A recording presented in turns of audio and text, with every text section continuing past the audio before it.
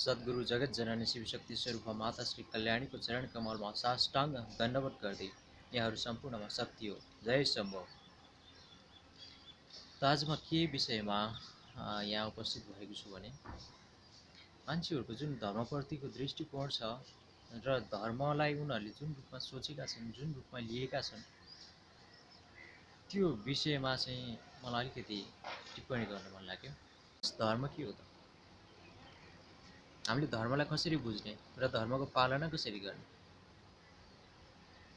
हामीले वास्तवमा धर्म के हो भन्ने कुरा पहिला बुझ्नु पर्यो। यो धर्म त्यो धर्म यो त्यो भन्नुभन्दा पनि, फलानु ढिस्कानु भन्नुभन्दा पनि पहिला धर्म के हो त? आचरण के हो? शुद्धि के हो? नैतिकता के हो? व्यवहार के हो? यो कुरामा स्पष्ट हुन जरुरी छ। हाम्रो देश नेपाल,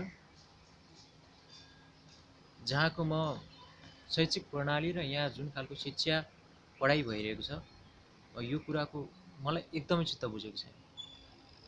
म आफै यही भौतिक शिक्षा पढ्दै पढ्दै हुर्किएँ,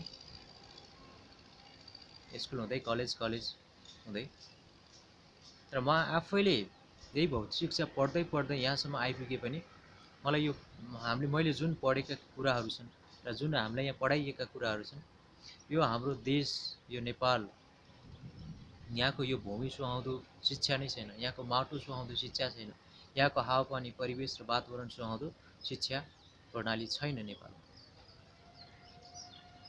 यदि यहाँको वातावरण, यहाँको हावापानी, यहाँको प्रकृति र देश सुहाउँदो शिक्षा हुन्थ्यो भनेदेखि पढे लेखेका, डिग्री गरेका, मास्टर गरेका व्यक्तिहरू काम पाएन भनेर बेरोजगार भए भनेर खाडी मुलुकमा गएर जुठा भाँडा माझ्नु पर्दैन थियो, तातो बालुवामा भेडा चढाउनु पर्दैन थियो।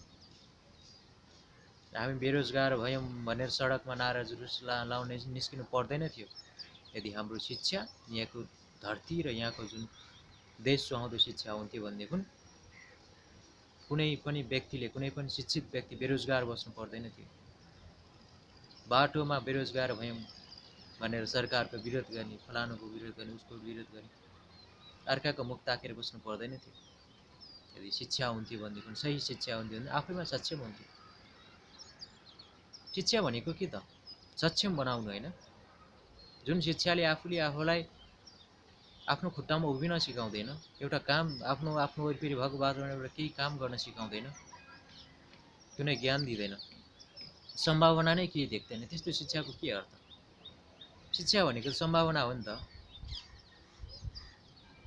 मास्टर डिग्री गरेको व्यक्तिले कुनै सम्भावना नै देख्दैन आफ्नो देशमा, र तातो बालुवामा केही नहुने मरुभूमिमा उसले सम्भावना देख्छ, त्यहाँ भविष्य देख्छ।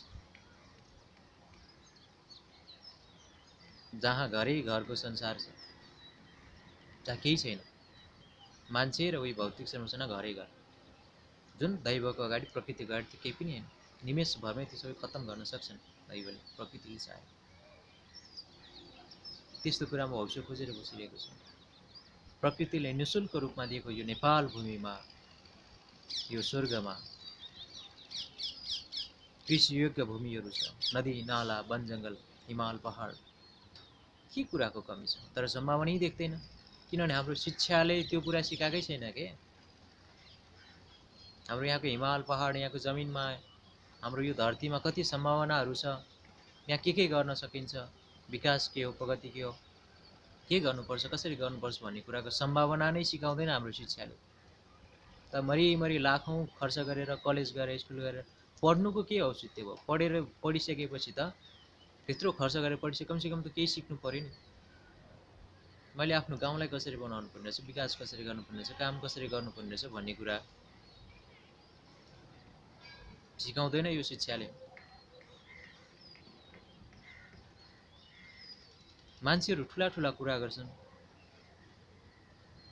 आखिर धर्मलाई बुझेको भएदेखि राजाले गल्ती नै गरेको भए पनि गल्तीबाट मान्छेलाई सच्याउनु पर्छ, र उसले केही गर्न खोजिरहेको कसैले त्यसलाई साथ दिने हो, हात दिने हो, खुट्टा तान्ने होइन तल बसेर। धर्मको अर्थ बुझ्नेले राजाको अर्थ बुझ्छ। राजा भनेको कुनै व्यक्ति होइन। हामीले जसरी पशुपतिनाथ भन्छौँ, जसरी बा आमा भन्छौँ, बा आमा व्यक्ति होइन नि त। बा आमा भनेको त्यो तत्त्व हो, ईश्वर तत्त्व हो कि हामी जसलाई त्यसलाई बा आमा भन्दैनौँ।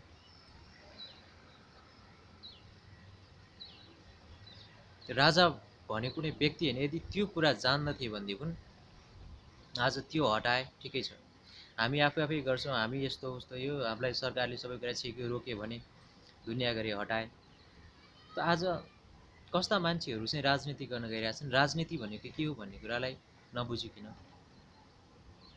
जसले महाभारत रामायण जस्ता कुराहरू, महाभारतमा के छ, कृष्णले कसरी नीति चालेको थियो के हो भन्ने कुरा, त्यस्ता कुराहरूको शास्त्रको अध्ययन नगरिकन, त्यस्ता धार्मिक कुराहरूको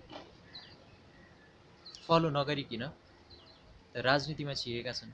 के पढेर के बुझेर गर्छन् राजनीतिमा? त कस्ता मान्छे गएका छन् राजनीतिमा? बेलुका टन्न माछा मासु जान रक्सी टन्न खाने सुत्ने, जुन लुगामा दिनभरि हिँडेछ त्यही लुगामा सुत्ने, नुहाइ धुवाइ छैन, बिहान उठेर गायत्री जप्नु छैन, पूजापाठ छैन, शरीर शुद्धि छैन, वस्त्र शुद्धि छैन, अनि बिहान उठ्यो गएर अनि देश बनाउने भनेर पुरै मिटिङमा जाने, मिटिङ गर्ने, चाहिँदा नचाहिँदा कुरा गर्ने, बहस गर्ने,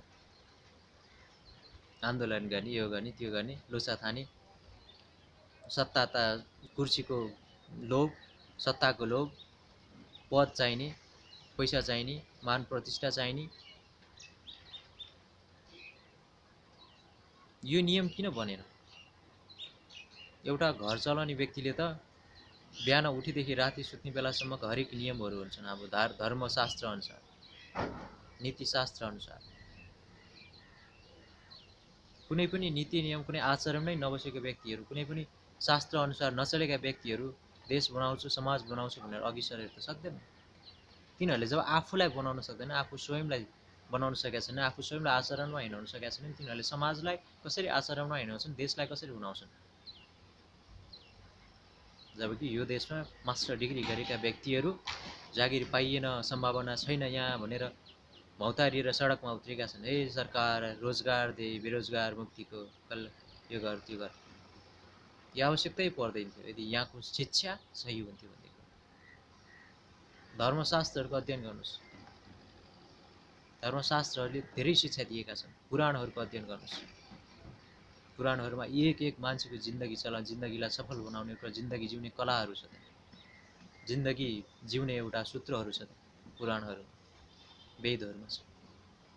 त्यो कुराको अध्ययन गर्नुहोस्। कस्तो शिक्षा लागू गर्दा, कस्तो शिक्षा चलाउँदाखेरि मान्छेमा चेतना आउने रहेछ, ज्ञान आउने रहेछ र सकारात्मक ऊर्जा आउने रहेछ भन्ने कुराको अध्ययनको लागि गर्नुहोस्। धर्ममा के हो भन्ने कुरा, त्यो कुराहरू अध्ययन गरिसकेपछि अलिकति बुझ्न सकिन्छ। त्यसकारण यस्ता आचरणहीन व्यक्तिलाई देश बनाउन पठाउनु, समाज बनाउन पठाउनु, अथवा समाजको एउटा जिम्मेवारी दिनु, आचरणमा बसेको व्यक्तिलाई, आफू स्वयं बनेको व्यक्तिलाई मात्र अरूलाई बनाउने जिम्मा दिन सक्नुपर्छ। जसरी एउटा पूर्ण रूपमा पढेको मास्टर डिग्री गरिसकेको व्यक्तिले मात्र आफूभन्दा तल्लो लेभलको स्कुलमा ऊ मास्टर भएर नियुक्ति भएर पढाउन सक्छ, त्यसै गरी यो समाज देश बनाउनु भनेको चान्चुने कुरा छैन। र नेता हुनु, राजनीति गर्नलाई पनि चान्चुने दिमाग र चान्चुने व्यक्तिले गर्न सक्ने कुरा पनि होइन। र चान्चुनेहरूले नै, जसलाई केही थाहा छैन, उनीहरूले आफ्नो एउटा अहमताको भरमा, आफ्नो एउटा शक्ति प्रदर्शन गरेको भरमा र लाटो देशमा गाँडो तन्नेरी भएको मात्रै हो हाम्रो देशमा। कोही नभएपछि के त? हिजो एउटा राजा भएन, आज सयौँ हजारौँ राजाहरू निस्के, तै राजा मै राजा। त्यसरी देश कसरी चल्छ, समाज कसरी बन्छ, मानिसहरूको उन्नति प्रगति विकास कसरी हुन्छ? त्यसकारण धर्म भनेको, आचरण भनेको पहिला व्यक्ति आफू बन्ने हो। आफू आचरणमा बसेर, आफूले त्यो धर्ममा बसेर, आफू त्यो निष्ठामा बसिने र आफू बसिसकेपछि, आफू त्यो बाटोमा हिँडिसकेपछि अरूले पनि त्यो कुराको फलो गर्छन्। अब आफू निष्ठामा छैन, आफू आचरणमा छैन, अरूलाई पाठ सिकाउने हाम्रो देशको नेताहरू। बिहान ब्रह्म मुहुर्तमा उठ्ने, स्नान गर्ने, नुहाइ धुवाइ वस्त्र, राति सुतेको वस्त्रहरू फेर्ने, उठ्ने, सकेको पूजा आज ध्यान गर्ने, धर्मशास्त्रहरूको अध्ययन गर्ने र आफ्नो नित्य कर्म सकेपछि बल्ल बाहिरी काममा लागेर आफ्नो समाज सेवामा लाग्ने। समाज सेवामा पनि त्यसै सत्तामा गएर कुर्सी ठोकेर चिल्ला गाडीमा हुर्केर समाज सेवा हुँदैन, राजनीति हुँदैन। समाज सेवा गर्नलाई टोल टोलमा व्यक्ति व्यक्तिको घर घरमा गएर व्यक्ति व्यक्तिको मनसँग मन मिलाएर उनीहरूको पीडालाई, उनीहरूको दुःखलाई बुझ्न सक्नुपर्छ। घर घरमा गएर प्रत्येक जनता जनतासँग उनीहरूको दुःख भलाकुसारी सुन्ने र उनीहरूलाई कसरी हुन्छ वचनले सकिन्छ वचनले राहत दिने, अथवा आफूले कसरी सकिन्छ त्यसरी राहत दिएर उनीहरूको मनमुटु जित्न सक्नुपर्छ। चुनाव आउँदाखेरि मात्र हजुर हामीलाई भोट हाल्नु हामी यस्तो गर्छौँ त्यस्तो झुटा आश्वासन देखाएर जनताको भोट लिएर सत्तामा पुगेर भ्रष्टाचार गर्ने, तलब सुविधा पचाउने, आफ्नो छोराछोरीको विकास गर्ने, आफ्नो घर ठेडाउने, देश विदेश घुम्ने, मोजमस्ती गर्ने, अनि मान र प्रतिष्ठा खोज्ने, काम केही पनि नगर्ने। यसरी राजनीति हुँदैन, यसरी देश पनि चल्दैन, यसरी धर्मको रक्षा पनि हुँदैन।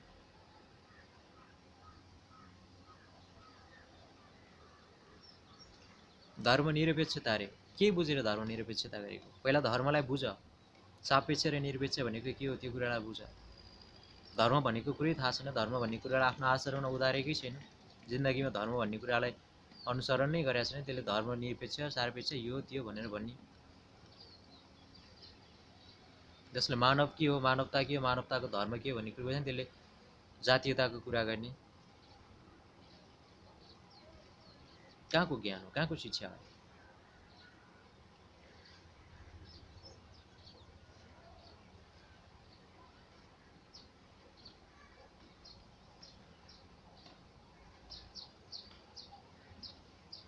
त्यसकारण देश बनाउनु छ, समाज बनाउनु छ भनेदेखि देश बनाउँछु समाज बनाउँछु भनेर होमिएकाहरू जो जति छन्, समाजसेवी, राजनीतिज्ञ, मन्त्री, नेता, अक्रम बक्रम जोसुकै होस्, सबैजनाले शास्त्रको अध्ययन गर्नु पर्यो। भगवानहरूको पालामा के भएको रहेछ, देवताहरूले कसरी चलाएका थिए? शास्त्रीय विधि अनुसार अघि बढ्नु पर्यो र आफू पनि नियम निष्ठामा बस्नु पर्यो। कुनै पनि संसदको मिटिङ आजसम्म एउटा स्वस्ति पाठ गरेर मिटिङ, संसदको मिटिङ सुरु भएको छ नेपालमा? अहिलेसम्म संसदको मिटिङ गर्छन्, गरेर टेबल टाल हानाहान पनि भएको थियो, धेरैचोटि त्यस्ता घटना घटिसक्यो। एकअर्कामा पशु पन्छीहरू मिलेर बस्छन्। के चेतना हो त्यो? के सन्देश दिन खोजेको? तब राम्रोसँग देश चलाउनु छ, समाज चलाउनु छ भनेदेखि प्रत्येक नेताहरू, प्रत्येक समाजसेवीहरू त्यो नियममा, त्यो आचरणमा बस्नु पर्यो, शास्त्रहरूको अध्ययन गर्नु पर्यो। तिमी कुन भूमिमा जन्मेका हो, तिम्रो पहिलो पहिचान भनेको के हो? तिमी नेपाल देशमा जन्मेका छौ र नेपाल देश के थियो हिजो? हाम्रो पुर्खाहरूको इतिहास के थियो? हाम्रो बाबुबाजेको पितृहरूको इतिहास के थियो? उनीहरूको धर्म के थियो? उनीहरूको संस्कार के थियो? त्यो कुराको अध्ययन गर्नुहोस्, गहन अध्ययन गर्नुहोस्।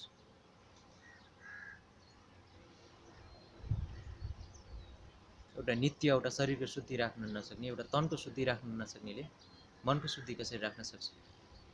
एउटा घरमा एउटा संस्कारमा बस्न नसक्ने, एउटा संस्कार सिकाउन नसक्ने व्यक्तिहरूले समाज कसरी बनाउँछ, देश कसरी बनाउँछ? त्यसकारण धार्मिक शास्त्र अनुसार, पुराणहरू अनुसार देश चल्नुपर्छ, समाज चल्नुपर्छ, व्यक्ति चल्नुपर्छ। जथाभावी मनलाग्दी गरेर देश बिगार्ने, समाज बिगार्ने, यो धरतीलाई दूषित बनाउने, यो पृथ्वी वायुमण्डललाई दूषित बनाउने कार्य गर्नु भएन। यो कुराले रातोदिन पीडा नै पीडा भइरहेछ सबैलाई। त्यसकारण हामीले मनन गर्नुपर्ने कुरा, संसारमा धर्म पनि एउटै छ, जात पनि एउटै छ,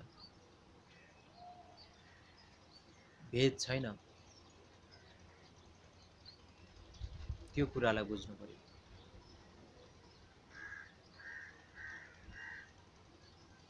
समाज, देश र जनताहरूको भाव बुझ्नेले उनीहरूको दुःख पीडा बुझ्छु भनेर जिम्मेवारी लिनेहरूले पहिला आफूलाई बुझोस्, आफूलाई मनन गरोस्, आफूभित्रको पीडा के हो, आफूभित्रको दुःख के हो, त्यो कुरालाई महसुस गरोस्, आफूलाई चिनोस् राम्रोसँग, आफूलाई बुझोस्। अध्यात्मको मार्गबाट मात्र आफूलाई चिन्न सक्छ। भौतिकतामा प्लेनमा उडेर चिल्ला गाडीमा हुर्किएर आफूले आफूलाई चिन्दैन। अध्यात्मको मार्गलाई रोजेर मात्र, शास्त्रको वचनहरूलाई फलो गरेर मात्र आफूलाई चिन्न सक्छ, बुझ्न सक्छ। त्यसकारण सबैले यो कुरालाई मनन गरेर चरितार्थ जीवनमा उतारेर मान्छेहरूलाई सुख, शान्ति र आनन्दको लागि के कसरी पहल गर्न सकिन्छ गर्नुपर्छ।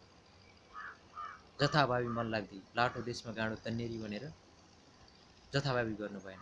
यो देशको शैक्षिक प्रणाली, यो देशको नियम कानुन र हरेक कुराहरूमा गहन अध्ययन गरेर कसरी अघि बढाउन सकिन्छ, कसरी विकास गर्न सकिन्छ। भौतिक विकास मात्र होइन, आध्यात्मिक विकास हुनु पर्यो। मान्छेको मानवता जाग्नु पर्यो, मान्छेभित्र दया, प्रेम, करुणा हुनु पर्यो। होइन भने यस्तै प्राकृतिक प्रकोप, यस्तै विपत्ति, यस्तै महामारीको बारम्बार सामना गर्नै पर्छ र एक दिन धरती नाश नै हुन्छ। जबसम्म सत्यलाई ल्याउन सकिन्न, जबसम्म यस्ता दैवीय बाणीहरूको फलो गर्न सकिन्न, उल्लङ्घन गरिन्छ, तबसम्म यस धरतीमा शान्ति आउँदैन। यस्तै प्रकोप र यस्तै महामारी, यस्तै दुःखको सामना गरिरहनुपर्छ। यसबाट मुक्ति पाउनको लागि उसकै शरणमा जानु पर्यो, जसबाट हामी चल्छौँ र आज अटेरी भएर हामी जथाभावी गरिरहेका छौँ। एउटा अध्यात्मको मार्गबाट, एउटा सत्यको, नियमको, निष्ठाको मार्गबाट मात्रै हामी उसँगको एउटा कनेक्सन जुटाउन सक्छौँ र उसको नीतिअनुसार हामी चल्यौँ भने, उसको नीति हामीले सिधा बुझ्न सक्दैनौँ भने शास्त्रको अध्ययन गर्ने, शास्त्रअनुसार चल्ने, अथवा कुनै त्यसका ज्ञाता, शास्त्रका ज्ञाता त्यस्ता गुरुहरूको शरणमा परेर उनीहरूको निर्देशनमा, उनीहरूको आदेशअनुसार चल्ने र देश समाजलाई चलाउने गऱ्यौँ भने हामी सबैको कल्याण हुन्छ। यो कुरामा हामी सबैले एकदमै मनन गर्न जरुरी छ। त आजलाई यति नै राखी मैले आफ्नो एउटा विचार, स्वतन्त्र विचार। यसलाई तपाईहरूले कसरी लिनुहुन्छ, कसरी बुझ्नुहुन्छ, त्यो तपाईहरूको क्षमता र त्यो तपाईहरूको आफ्नो दिमागमा भर पर्छ। सकारात्मक बनाऊँ, सकारात्मक सोचौँ, व्यक्तिको लागि होइन, यस धरतीको लागि सोचौँ, यो प्रकृतिको लागि सोचौँ र अघि अब आउने भावी पुस्ताहरूको लागि सोचौँ। हाम्रो जिन्दगी त यस्तै भयो। हामीले यो धरती, प्रकृति र आउने भावी पुस्ताहरूलाई के सिकाउने, के दिने भन्ने कुरा सोचौँ र सचेत बनौँ र परमात्माकै शरणमा जाउँ। ओम नमः शिवाय। जय शम्भो।